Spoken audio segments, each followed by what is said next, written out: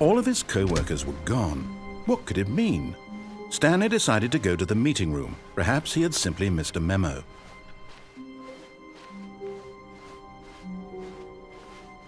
When Stanley came to a set of 2 open doors, he entered the door on his left.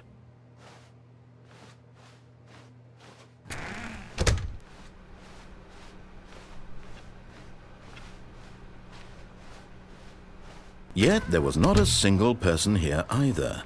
Feeling a wave of disbelief, Stanley decided to go up to his boss's office, hoping he might find an answer there.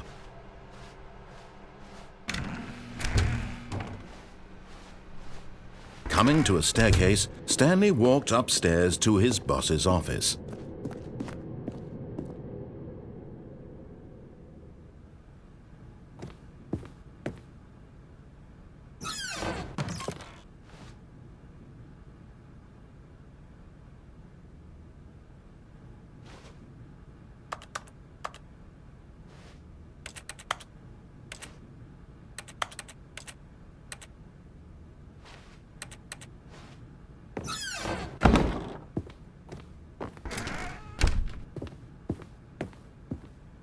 Stepping into his manager's office, Stanley was once again stunned to discover not an indication of any human life.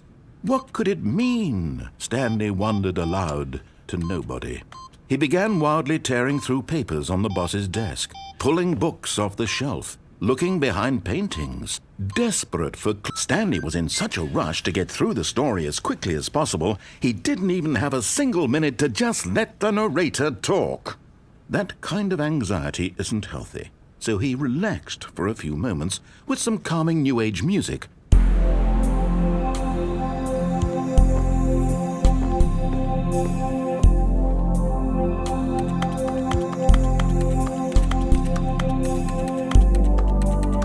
Feeling soothed and rejuvenated, Stanley calmly walked forward into the opened passageway.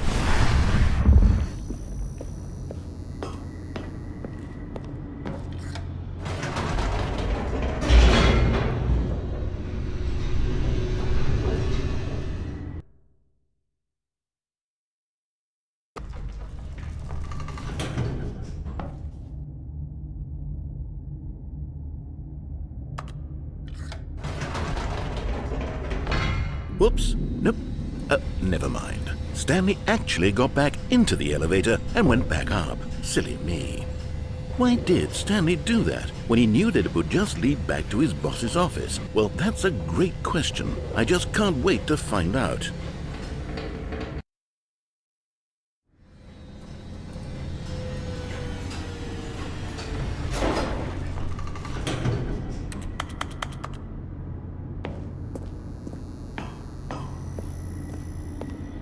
Here we are, Stanley. It's your boss's office. Exactly the way it was before you got onto the elevator. It's still just exactly what it is. What a decision you've made to come up here and look at the office again. This has fleshed out the plot of the story in new and fascinating ways I could have never anticipated. It's that keen eye for storytelling that you have, an incisive rapid fire of critical plot points, one after the other, weaving a rich tapestry of uncompromising narrative. Wow! I'm bolted to the edge of my seat.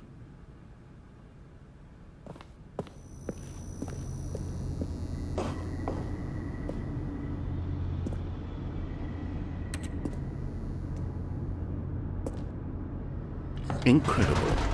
Now he's getting back into the elevator and going down again. Ladies and gentlemen, how does he keep coming up with all of this?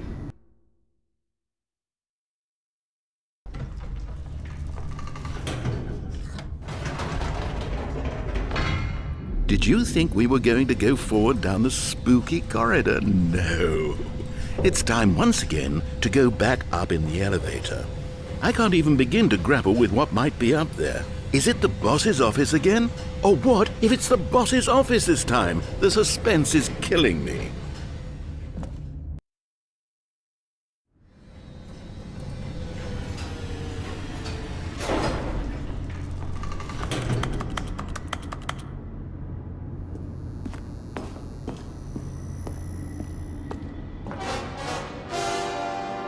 Oh my God, it's the boss's office. This absolutely changes everything for me.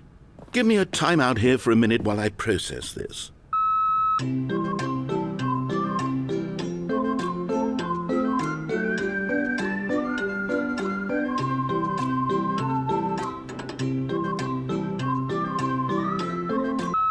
Okay, I'm ready.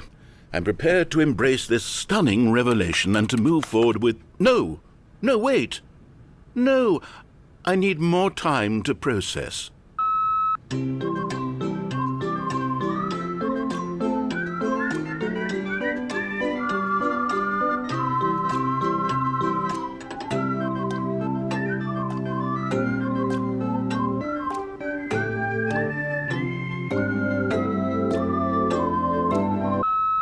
All right, I have fully come to terms with it.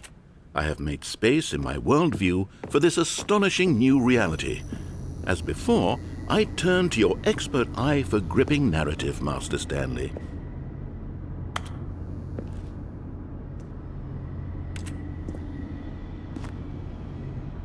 Of course, going back down in the elevator. How did I not anticipate it?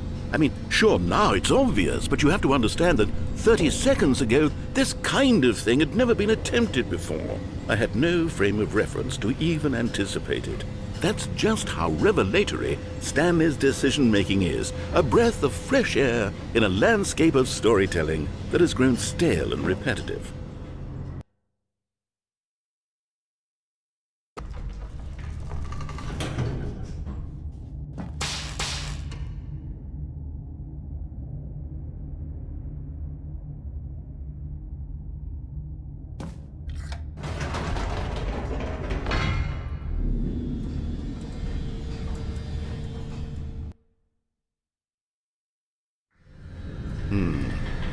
You know what?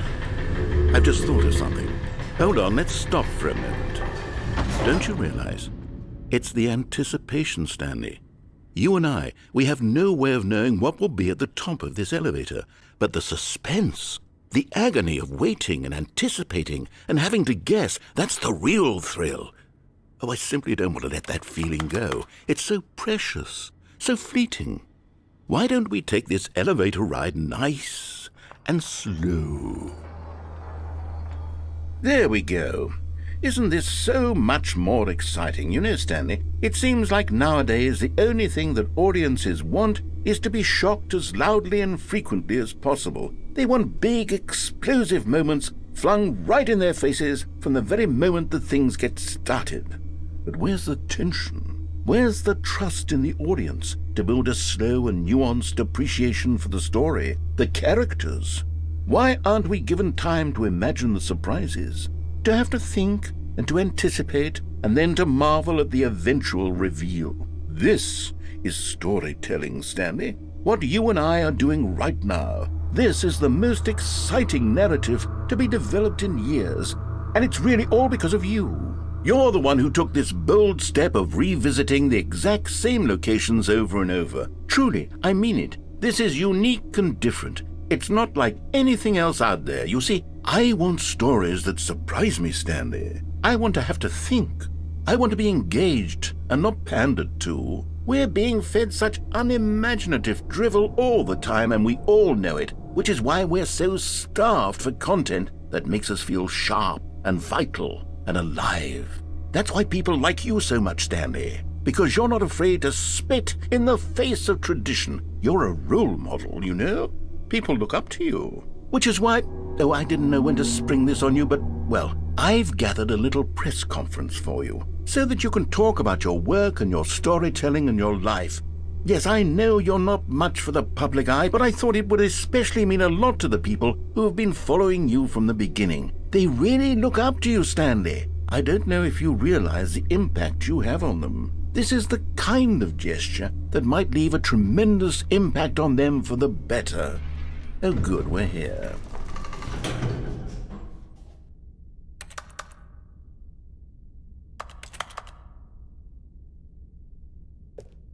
Okay, the room where we're holding the press conference should be just around the corner here somewhere.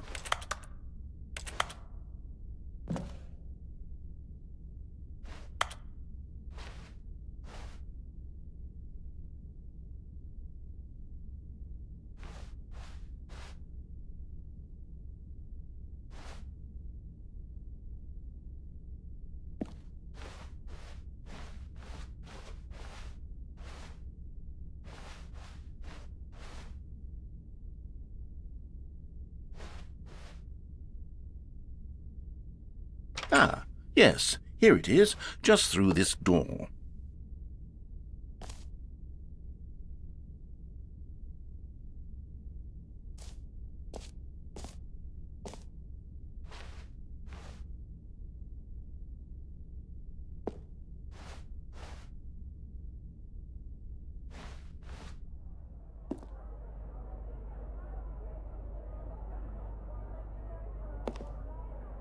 All right, are you ready? I've told them you're going to speak a little bit about the nature of surprise in storytelling and what it means to craft a truly unpredictable narrative. Oh, don't worry. You'll do great. Just be yourself and speak from the heart. I'm really proud of you, Stanley.